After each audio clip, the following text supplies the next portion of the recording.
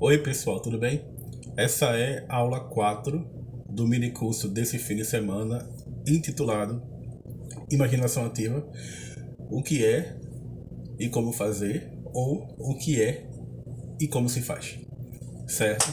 Então, a gente conversou o que? Sobre o que é imaginação ativa, o conceito de técnica, que não tem nada a ver com o objeto da crítica, da filosofia crítica, né? A poética da clínica do Jung, a própria questão do método, ou seja, do caminho que nós fazíamos para ter acesso às fantasias inconscientes, ao conteúdo do inconsciente, né? Representado por imagens, que não são imagens simplesmente dadas, né? Enquanto conteúdo que nós trazemos de outras épocas, não, mas que são a partir do arquétipo, né? A partir dos padrões coletivos, possibilidades de experiências tipicamente humanas e possibilidades tipicamente humanas de criar essas imagens, tá? Porque para Jung, os padrões arquetípicos renascem na rede neurológica de cada indivíduo, tá? E aí a gente avançou um pouco sobre também o que não é imaginação ativa, né? Imaginação ativa não é imaginação dirigida, não é hipnose, tá? Nós conversamos sobre a prática efetiva da imaginação ativa, o como se faz, né? E eu pensei assim, bom, até agora nesse mini curso eu ainda não citei casos clínicos, porque eu tenho muitos casos clínicos para citar e alguns desses casos clínicos são totalmente inéditos, são 100% inéditos.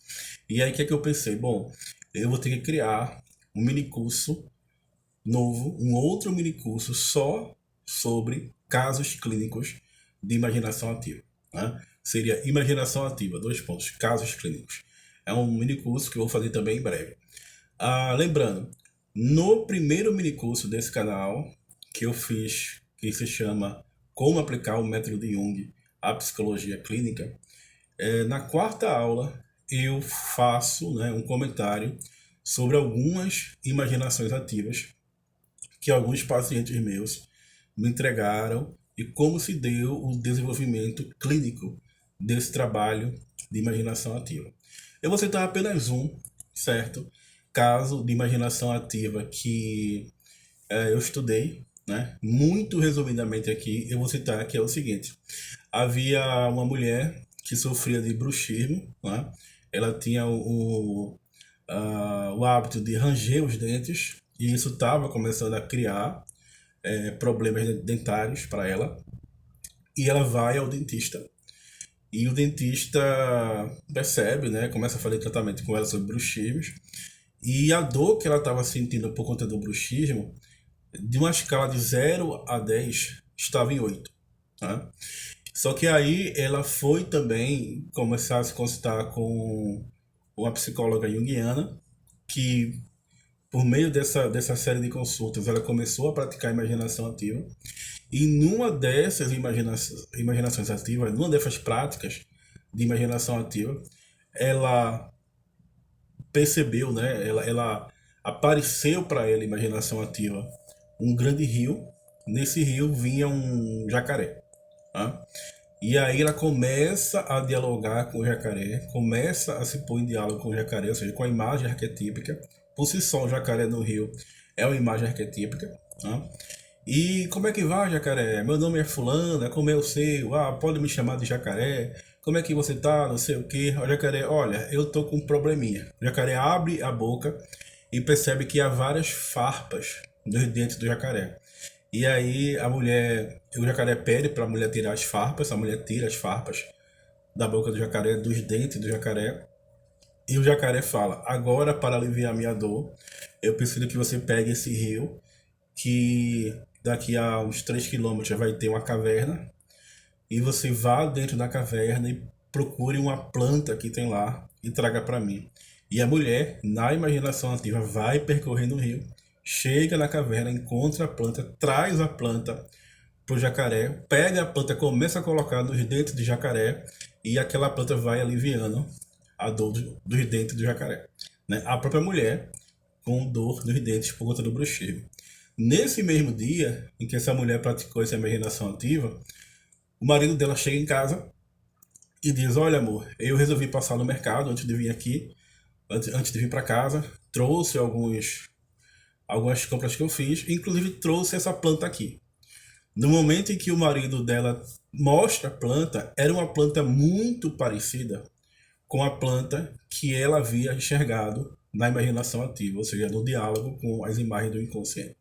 Uma sincronicidade. Tá? E aí ela foi no Google procurar saber sobre a planta.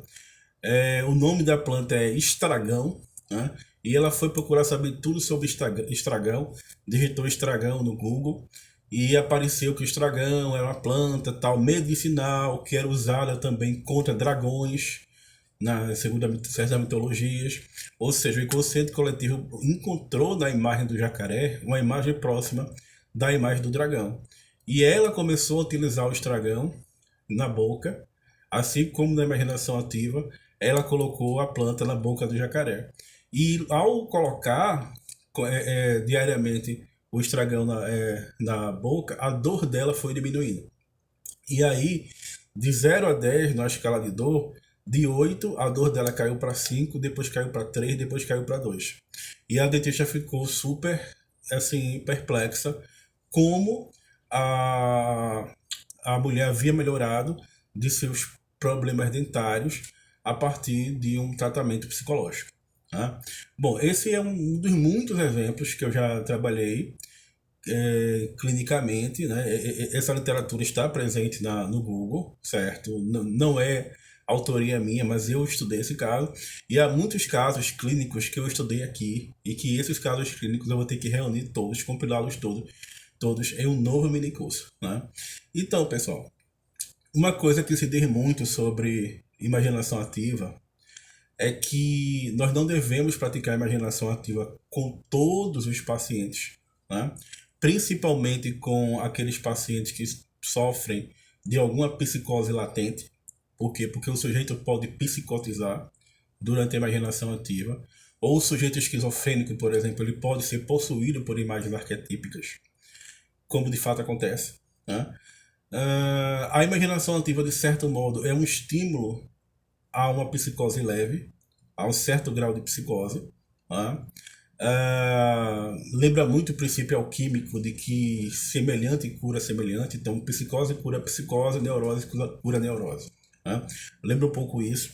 Mas o que as pessoas esquecem de dizer, e isso eu só aprendi na clínica com pacientes psicóticos, com pacientes esquizofrênicos, é que pacientes psicóticos, pacientes esquizofrênicos, pacientes que estão no estado de delírio, de alucinação, ou que têm periodicamente surtos alucinatórios, não precisam praticar a imaginação ativa. Por quê? Porque eles já trazem as imagens arquetípicas para a clínica. Os pacientes que têm visões já trazem o material arquetípico imaginativo para a clínica. Então, se eles já trazem espontaneamente, se o inconsciente já se manifesta espontaneamente, não tem por que induzi-lo a um estado de imaginação ativa.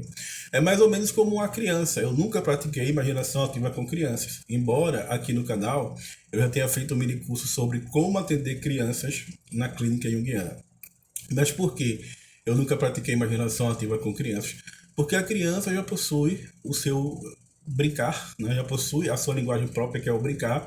E no brincar, quando a criança está brincando de soldado, quando a criança está brincando de boneco, de barco, de navio, de algum modo ela já está ali no estado muito semelhante ao estado de imaginação ativa. E a criança tem muito a nos ensinar nesse sentido. Por quê? Porque o brincar da criança é real. Tudo aquilo que a criança percebe quando está brincando é real. Isso me lembra muito uma história que eu sempre conto também, do dia que Jung conheceu Marie-Louise Wolfram, tá? Que Wolfram nessa época tinha 18 anos, que ela foi jantar na casa de Tony Wolff, levado por um sobrinho de Tony Wolff, que era tudo amigo do colégio, né? Uma adolescente da época. E aí Jung falando para Wolfram que tinha acabado de atender uma paciente que um demônio havia sequestrado e aprisionado na Lua, né? E aí Maria Wolfram falou, não, Dr. Jung, isso aí é impossível, isso aí não aconteceu, como é que você cai nessa conversa, essa mulher inventou essa história, né?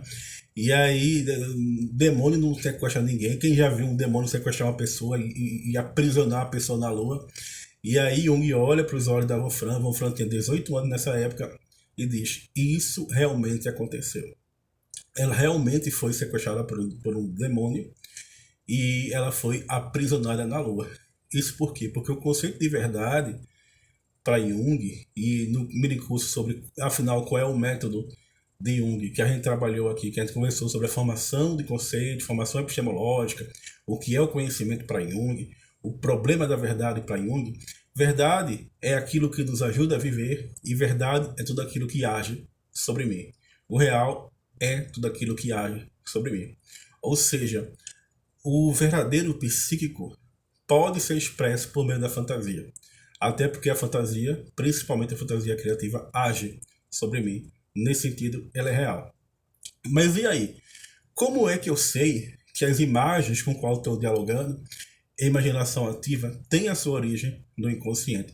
Como eu sei que não foi o ego que colocou a imagem ali? Bom, mais uma vez, ego tem a ver com complexo, tem a ver com consciência, tem a ver com controle. As imagens do inconsciente, quando surgem, imaginação ativa, tem um caráter de objetividade, ou seja, o que é objetivo? Objetividade, objetivo, é aquilo que independe da minha vontade. Tudo aquilo que é objetivo independe da minha vontade. E eu sei reconhecer uma imagem quando independe da minha vontade, ou seja, não fui eu que plasmei aquela imagem daquela forma.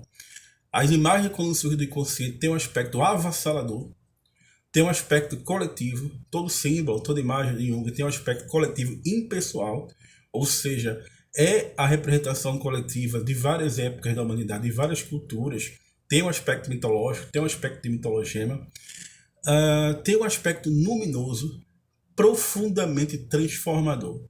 É por isso que o trabalho com a imaginação ativa é um trabalho tão transformador quando o paciente se encontra na imaginação ativa com o luminoso. É como a paciente borderline que eu tive aqui uma vez, que ela estava em um estado de consciência muito alterado. Nesse caso, eu pratiquei a imaginação ativa com ela, e naquele momento que ela estava tendo aquela visão luminosa, naquele momento, os sintomas desapareceram. Né?